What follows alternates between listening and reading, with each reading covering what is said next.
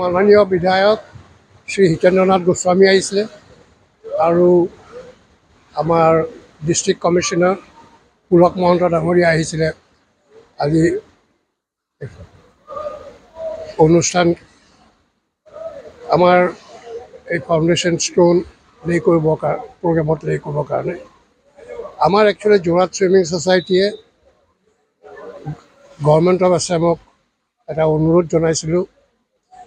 আমাৰ ৱেষ্টাৰ্ণ ছাইডত এটা স্পেক্টেটাৰ্ছ গেলেৰী লাগে 2000 মান মানুহৰ কেপাচিটি থকা, আৰু এই নৰ্দাৰ্ণ ছাইডত এটা ডাইভিং পুল প্ৰয়োজন হৈছে, কাৰণ ডাইভিং পুলটো হ'লে আমি নেশ্যনেল লেভেল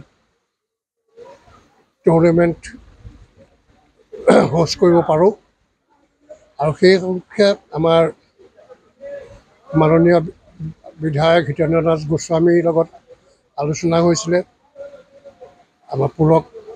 আমাৰ ডিষ্ট্ৰিক্ট কমিশ্যনাৰ পুলক মহন্ত ডাঙৰীয়াৰ লগত আলোচনা হৈছিলে, আৰু একৰ্ডিংলি আমি এইবাৰ চিফ মিনিষ্টাৰ যোৰহাটলৈ আহোঁতে আমি তেখেতক লগ পাইছিলোঁ, আমাৰ প্ৰপ'জেলটো আগবঢ়াইছিলোঁ, আৰু তেখেতসকলে এই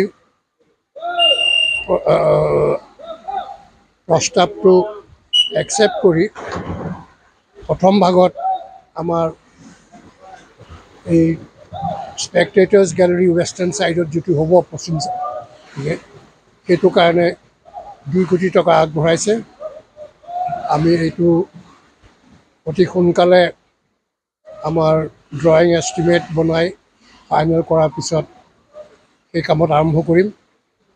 আৰু লগতে আমাৰ এই অনুষ্ঠানত আমাৰ যোৰহাট ছুইমিং ছ'চাইটিৰ general secretary Debkumar Hazarika, vice president Pranab Borthakur আৰু ডক্টৰ ৰাণা প্ৰতাপ ভূঞা, আমাৰ জইণ্ট ছেক্ৰেটেৰী ডক্টৰ সেউজী বৰা নেওগ, আৰু আমাৰ ট্ৰেজাৰাৰ ডক্টৰ পৰেশ চন্দ্ৰ বৰা, আৰু লগতে আমাৰ যোৰহাট ছুইমিং ছ'চাইটিৰ সদস্যসকল আৰু আমাৰ ছুইমাৰসকল, সৰু সৰু ল'ৰা ছোৱালী সকলো উপস্থিত থাকে।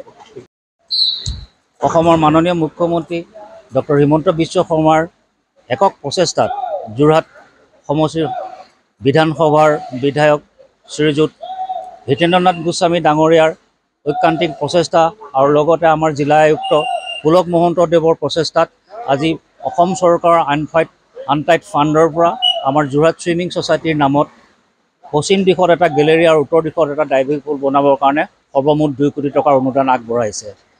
সেই উদ্দেশ্য আগত ৰাখি আজি এক আধাৰশিলা স্থাপনৰ অনুষ্ঠান কৰা হৈছিলে। তালৈকে স্থানীয় বিধায়ক আমাৰ যোৰহাট বিধানসভাৰ বিধায়ক শ্ৰীযুত হিতেন্দ্ৰনাথ গোস্বামী ডাঙৰীয়া আৰু জিলা আয়ুক্ত পুলক মহন্ত দেৱ উপস্থিত থাকি আমাৰ আজি নিৰ্মাণ কাৰ্যৰ শুভাৰম্ভ কৰে।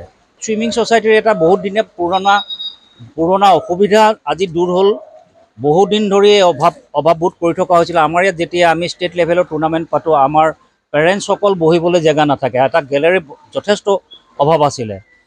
প্ৰথমবাৰ যেতিয়া বিধায়ক হিতেন্দ্ৰনাথ গোস্বামী ইয়ালৈ আহিছিলে, তেতিয়া তেওঁ সেই অৱস্থাটো দেখি পেলাই তেখেতে এদিন আমাক কথা দিছিলে যে মই ইয়াত এটা গেলেৰী নিৰ্মাণ কৰিম, আৰু সেইটো আজি সাৰ্থক ৰূপায়ণ তেখেতৰ দ্বাৰাই হৈছে।